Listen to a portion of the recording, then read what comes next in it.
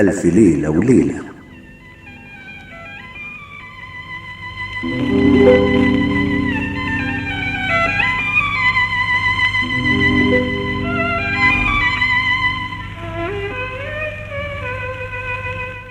بلغني أيها الملك السعيد ذو الرأي الرشيد أن الأمير نيروز وهو الأخ الثاني لما قص على إخوته ما لقيه في سفرته ارتبطت أسماعنا عند حلول شهر رمضان بأصوات تعودنا على سماعها وكبرنا على حكاياتها، إنها قصص ألف ليلة وليلة.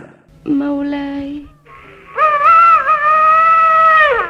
وهنا أدرك شهرزاد الصباح فسكتت عن الكلام المباح.